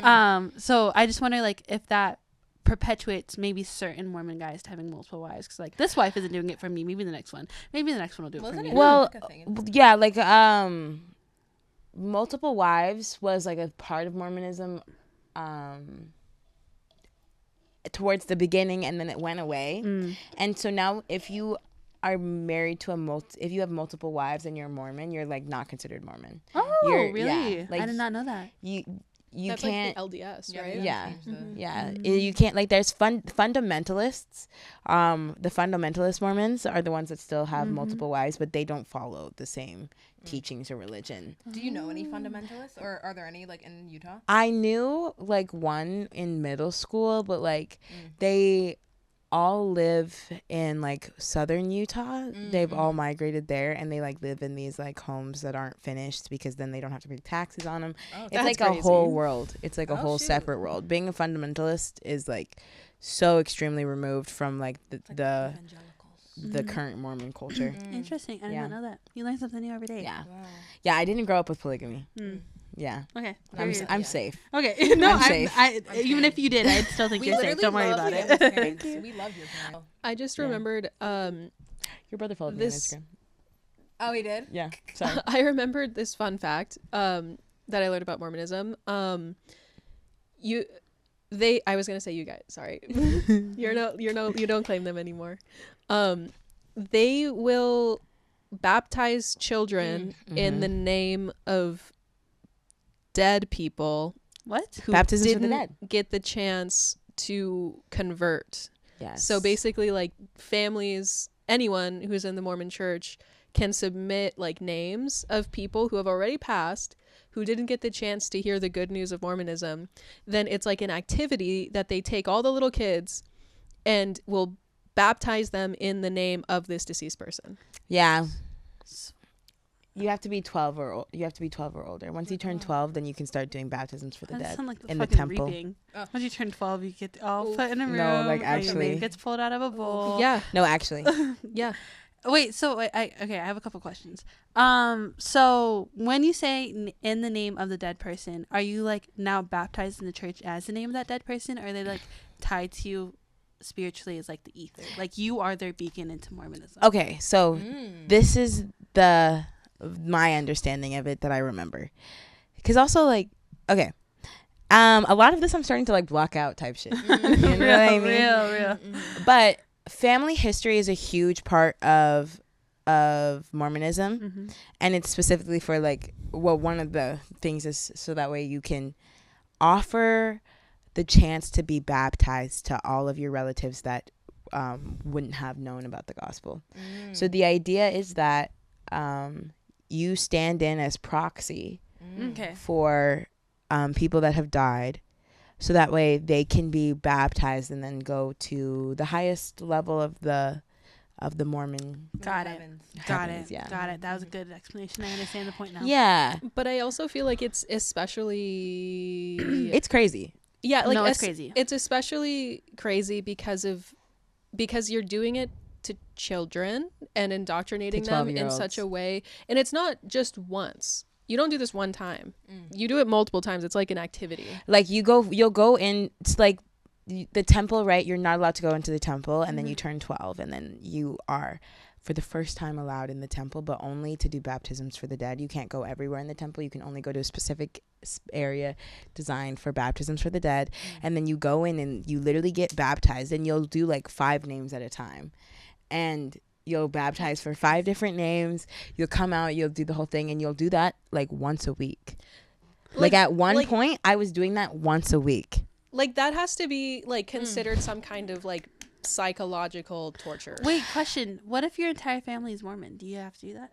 Like, what if you just do it for, you don't have to do it for your own family. You do it for like other family members. Oh, so you could have a random dead person tied to Yeah. you. Spiritually, But you're not that like doesn't sit- tied to them. Spiritually, It's just like you're doing it for them. Yeah. Yeah. Like there's some, like it definitely is doctrination. And then I also like come back to like 12-year-old Cammy lived for this shit. Yeah. You know Yeah. what I mean? Oh, But it's yeah. indoctrination. Yeah. But there's just, I don't know. I have a hard time like sometimes talking about Mormonism in a critical way because it's shaped who I am. You know what I mean? And I love who I am, and I have so many people that I love that still follow Mormonism.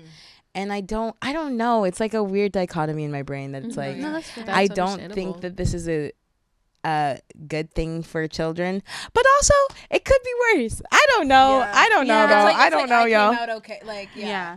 Yeah. Would you say that like Mormonism is a cult? I think every religion is a cult. Okay, I so- also think that every religion is the same religion. I also think that we should all be like worshiping differently. Like just how you said, what did you say? There was something like it's not going to work for everybody.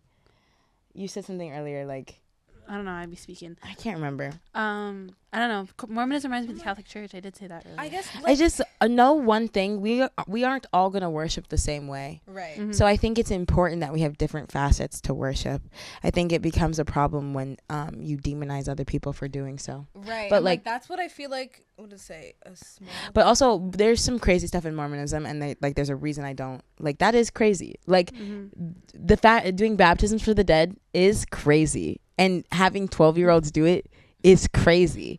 It's hard for me to be like, oh, it's crazy, and then also be like, and I loved doing it type shit. I don't know. But it's Yeah. the truth. No, like that's- all of yeah. it can be true at the same time. You know Yeah. what I Two mean? And truths can exist at the same time. I don't want to make you feel like we're like No, yeah. putting you under Yeah. the microscope. No, No, no, no. you're We're not. just I don't. curious. I don't feel like I'm being put under the microscope for some reason. I feel as if I'm putting like my parents or my friends that are watching That's- this under that's the fair. microscope. Yeah. That's fair. And I do want to say, yeah, I'm not judging, or we're not judging. I'm more curious, like, because I think, like, specifically religions like Mormonism or like Seventh-day Adventist as well. Like,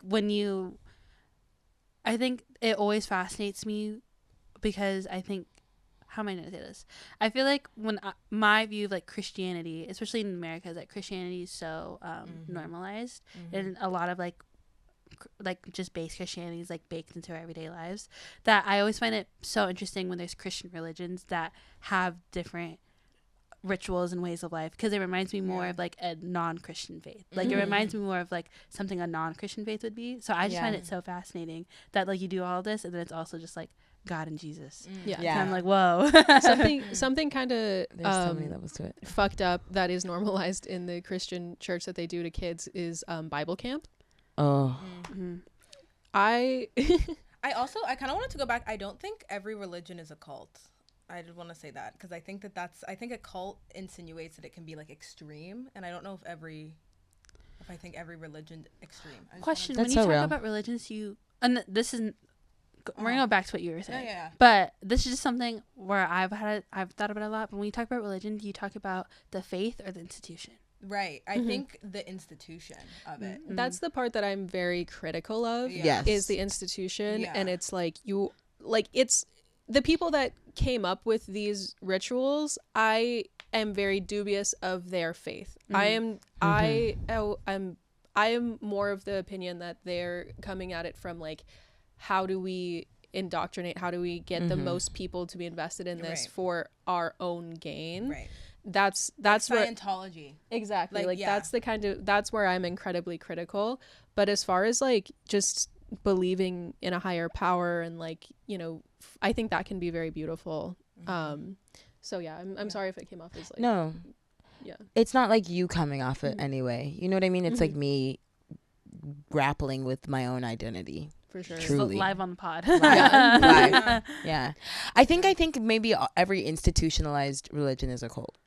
I think every institution. So I was like, I don't know if I think like Buddhism is a cult. I agree. I think anything can be radicalized. Like, yeah. I'm gonna look up the anything definition. Yeah. Oh, I have it right here. Okay. Also, I think one thing that I tend to do, I tend to not associate negative or positive attributes to a word, and I'll use it like blatantly. Like I think we think cult is a negative word, but also I don't think that it necessarily Has to be negative. is a negative at all times. I think we use it to describe things negatively, but I say like Mormonism is a cult. Being Catholic can be sort of a cult. Girl, you don't say that, But like say it it's with just us. it's just the reality, not a critique. But I do think Mormonism is a cult. Okay. I think like I always have a lot of questions about religions when they seem contradictory to each other, and I think that's why we were asking so many questions. That's why I was asking about soaking, because I'm like, if you truly are like following the word of the gospel and you're reading the Bible, or you know, because this goes for like Christianity too, like they'll put it somewhere else and then it's like, oh, but I'm still a virgin. I'm just confused because it's like you're missing the main part of your own religion, and that's the part that like I would feel like offended if I was like a devout Mormon and then I find out that like someone else is over here soaking but they're saying that they're devout. I'm actually following this and I actually believe I need to wait until blah blah blah, like, you know what I mean? That's where I think like there's a lot of flaws and a lot of religions with that. And see, that's like my problem with Mormonism is that and just religion in general, right? These things that we're told, because like as someone, like I was very devout in my religion growing up, right? And I did shit. Like made out with boys. I did like below the belt things, and like the guilt that we were taught to have, the guilt and the shame that we were taught by the religion to have over these things that you're doing, that really is just part of the human experience. Like if like these things should be taught and learned through as we're growing up. It shouldn't be something that's like you should be ashamed of, right? But that being said, the problem with Mormonism is that it doesn't leave room for people, not Mormonism, but just I think a lot of times in religion, it doesn't leave room for people to have mistakes, because you might be have your chastity on lock, right? But there's going to be another aspect of the religion that you will fall short in, and being undercutting other people for their faults and their sins within the religion is completely opposite of what at least Mormonism teaches, which is to love each other and take care of each other. And the Mormonism just perpetuates this culture of like, I'm better in my religions than you are because you sin in this way or in another way, or I'm better in my religion because I look a certain way than you do. And like that is like completely opposite of the point. Missing the point. Yeah. Like, yeah. Yeah. I I think when people miss the point of their own religion, I'm like, wait, I'm confused. And I feel like that's the difference between institution and faith. Yeah. Yeah. Because I think like at least how when I think of like church institutions or like the way they usually come up, like that lack of grace is what gets people to come back to church every week. It's control. Yeah. Yeah. It's a system of controlling a large amount of people. Is like, It's like what causes. Shame. That's what causes when you like in the Catholic Church, for example, when you fuck up, that's when you go to your priest and you do your oh my god, your 10 Hail Marys and your confessionals and things like that. So I just feel like that's when, at least in my head, I have to. When I talk about religion, I always have to be like, am I talking about somebody's faith or the institution they work under? Because I think those are two separate things. And I think one is just, again, an institution or a business that's using a faith to forward something. And then faith is beautiful. Yeah, and then faith is something somebody genuinely believes in and like they use to guide their life. Yeah. You know? Yeah. I think the moment that you start thinking that you're a better worshiper than someone else because of their shortcomings is the moment that God will test you. He'll let you know. He'll humble you real quick. Him, she, it, they will humble you. Like actually though, the universe will humble you the moment you start comparing and needing some sort of validation over others. Yeah, and I think a big gripe I have with religion is that it denies so many things that are intrinsic to my human experience. Like, you know, I don't feel like I've never felt like I should have to be ashamed about things that I was just inherently born with. I think like a big example of that is just being a woman. Like in a lot of these religions, being a woman is something to be considered like, you know, shameful, you know, like it's and like it's not so direct that they're like, you're a woman so you're less than, but it's definitely taught and like indoctrinated into you. And like, or like I think remember growing up and seeing all of the hypocrisy and how like I was being told to like shy away from abandon and ignore a lot of parts of me that I know that like I was just put on this earth with. Yes. I didn't decide that. Yeah. And so if I believe in a higher power, then that higher power must want me to have these things. Exactly. So why should I feel ashamed or constantly be apologetic for that? Like shame is such a powerful tool. Right. It's so yeah. I feel like that's a specific aspect of colonialism too. In order to like come to America, and the thing that like perpetuates like the immigrant cycle almost is the ability to assimilate. And I feel like that's very much a part of religion too, that you have to assimilate and be a certain person to be in a lot of different types of religions. And religion doesn't leave room a lot of times for people to be their authentic selves. I agree. Yes. Beautifully put. I think I just really resent that element of it. Yeah. And then even then it's like, is it the religion that doesn't allow the grace, or is it the institution that doesn't allow the grace? Right. And then that's because when God's grace because when knows no bounds. Exactly. When you read the Bible or when you do the Quran or anything, the teachings are you love yourself, love thy neighbor. It's inherently graceful. It's inherent the teachings of like most religions inherently have that much grace, but I think it goes back a lot to colonialism. And I said it in an earlier pod, but like the use of particularly Christianity in the Americas to shame natives into assimilating into the society that's not theirs. So that's where I'm always like, it's for the most part, I think a lot of my gripes that come with religion, I don't have with an actual faith at all. I have with the institutions that are the conduit for yes, definitely. Yeah. Agreed.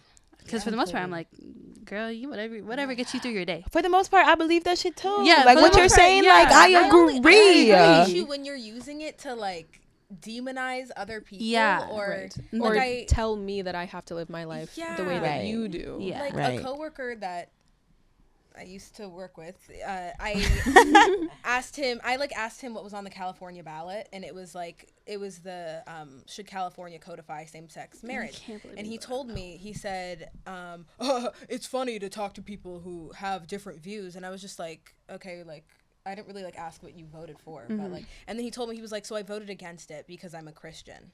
And so I'm looking at him, and he has tattoos and did have a girlfriend, not anymore, but has tattoos. And so I was like, I literally said to him, I was like, oh, so you're waiting till marriage? And then the silence was like so silent, like, Yeah, that's. and then I was like, oh, also like your tattoos, like, have you heard of bloodletting? Like, what about that? Like, I just think it's interesting when people get to pick and choose what they want to follow in the religion, but then you're going to demonize someone else when the Bible never says. Where does it say in the Bible? bloodletting is okay, but should you love whoever you love? Right. No, It actually now says you're that going to bloodletting hell. is not okay. Yeah. It says tattooing is not okay. And it doesn't say anything about gay people not being able to love each other. I feel like people should pick and choose. Like, pick and choose what you want from each religion. That's from what- yeah. everyone. But don't use it to don't demonize use it to people. demonize, Yeah. Yes, though. T. Like Agree. that, yeah. Like, Completely you can't agree. say, like, oh, I'm going to get tattoos, but, like, you can't be gay. Yeah. What? Like if you're gonna get Exactly. tattoos, let that person be gay. Like, let's all pick and Because choose. I Let's guess pick You're gonna what have we sex want. before marriage. With those two things specifically, they're not on the same playing field. Those aren't two things that, like, it's not like he was like, oh, did it say, can we mix fabrics? Like, Right. mixing fabrics and bloodletting. Those are both in the Bible as, like, you shouldn't do that.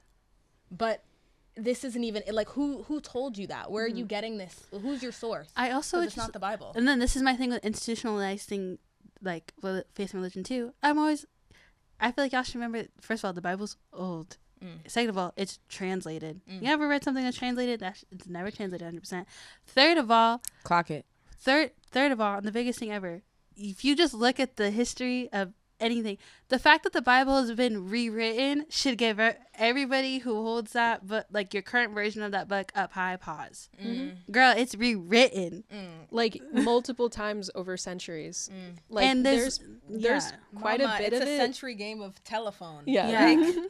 Like There's speculation that there were like books of the Bible that have been removed because Yes. they were written by women. Yes. Or there's also documentation of specifically when when Christianity was taking over Europe, that they wrote in certain things or interpreted certain things differently to serve kind of what was going on in the church. That's fun fact. That's the reason why Jesus looks white.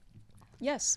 That's the reason why Jesus Yep. looks white, because when they were converting everybody to Michelangelo. Christianity in Europe, they wanted a Jesus that looked like the people in Europe. So that's why Jesus looks white. Fun fact.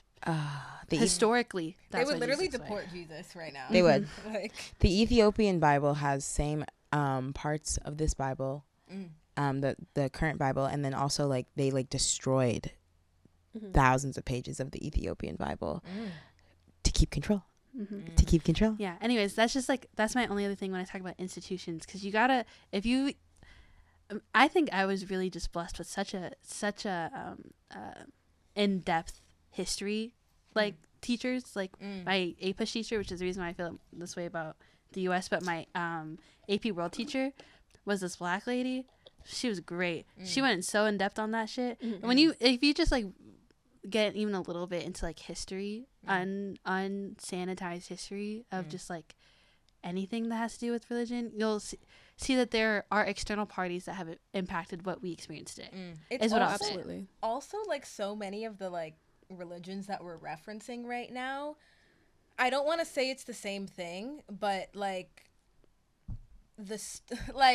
Same format. the same format. That's what I mean. Like, Oh yeah. Well, it can be traced back down to as far as like the Egyptians. Yeah. Like they have similar mythologies. Yeah, they are like polytheistic. But at a certain point in like Egyptian history, they transitioned to a monotheistic format that largely mirrors the story that we have for the Bible. Like the whole like Jesus being resurrected, you know, Son of God, that sort of thing, like can be traced back to an entirely different religion. Right. Like these aren't, it's not a new concept. We've been trying to put our finger on this, like, which reminds me that like people, the religion that people follow also mimics like the economic state of the country. yes. Like how people consume religion is also how they just consume in general and mimics that. But that's a whole other thing I'm not versed on. And it is also similar with film and media, based off of what the politics are, what society generally like fears, is how it will determine the types of films that are made. You know, like during the Great Depression was the time when a lot of like classic horror movies came out because people were fucking scared, you know, like it's just that simple. Like we are just, society just echoes whatever its fear is. Right. Like it's just a constant conversation and with the art is like the spokesperson for that. exactly. On that note, y'all, the next time you're at a movie theater or look at like do anything movie, you should take note as to how many Bible retellings are being shown in theaters Oh, or that's so on real. streaming right now. It's like a lot. Yeah. And like, again, I really want to emphasize, like I really have no problem if like this is your faith tried and true. Like I really have no problem. It just is like it's a lot, and it's all just Bible retellings. Yeah. And I started noticing the fact that I'm like, we don't need 4 in the theater at the same time, or 2 in the theater and 2 in streaming at the same time. Sinners was Sinners. The biggest one right now is called The Chosen. And it's like a 2-parter thing, and it's like Jesus' retelling, and it's like one of the biggest The Chosen eats. Yeah, I've heard it's good. So sorry. I've heard it's like critically acclaimed. Like I have no It is problem with the art, beautiful. but it's It's like like there is a lot. yeah, there's just like a lot. Like it's just like, and it's something where I was like, that makes sense with the times we're in right now, Right, for people to Yeah. make it and then for it to be consumed so highly. It like I've seen it. I've heard It's in so theaters? good. It's a TV show. it's a TV. Oh, yeah, okay. it's on streaming on Hulu. Hulu, I don't know. I think it's on Prime. Yeah, I've heard it's good. My heard it's actually really ex-boyfriend went into his Jesus phase, and we broke up, and then he like went back to church. the classic. Classic. good. And then we got back together. Classic. But he just became obsessed with The Chosen, Also, and we we're would at watch it an all the hour time. 46. I Yeah. know, and it brought up it brought up another point that I'm I wanted starting to to add die. to I it, know. but okay, we can wrap it up. No, finish your thought. I think I'm like back to life. Also with organized religion, it is a hub for the shittiest people on the planet. It attracts them because of this like constant like I don't understand like how they prioritize, like it's usually like men, but like they prioritize men and their shitty behavior. Like so it's no Yeah. wonder that like it's such a common occurrence that like after you break up with a dude, they find God because God makes them feel like Validates their ego. validates their ego again. Crying. Yeah. And Yeah. honestly, guys, girls do that shit too. Yeah. Yeah, Yes. like we all do it. Yes. Yeah. Like No, I feel like religion just offers a place for redemption, but it's usually they accept, like, I think it's the only place where really shitty people feel like they won't get judged, which is crazy. Jesus, Yeah, take like, the redemption, and wheel. then also it can Take can it serve from as my like hand. like it can answer questions that people have Yeah. about like it Meaning. almost like gives you a framework of how to like live this life too if you feel lost. Yeah. Like it's like, okay, if you do all these things, then this will be the ending Well, for you. because that's the truth. Like, there's so much truth in religion too, because they're all saying the same thing, and a lot of the truth in there is to take care of yourself. And take care You of know what I others. mean? And take care of others. I just wish people would listen to that. That's my thought. If- I also yeah. I just need to say one more thing. God is not a man. and she would like to Amen. mic drop on that. That's all I have to say. I don't know what God is. None of us know what God is. But he's not a man. He's not a man. That's one thing we do know That's what I is that he's not a man. Because my only What thing is like, he? the We ultimate don't know. creator can't be a man if men can't create. Ooh. Right. Bow, bow, bow, bow. I think we should end it on that sentiment. Yeah. Period. Please subscribe on Spotify, YouTube. Give us a like on Instagram. Yeah, go follow us. Follow Whole us on Instagram. thing. Follow us on our newly minted TikTok. Maybe Yes. soon. Yeah. We'll be posting Please, some fun please, things please, there. please rate us 5 stars. Please, please, please subscribe to us. If you got this far, drop a panda emoji in the chat. You know, like Yeah. let's see who's staying to the end.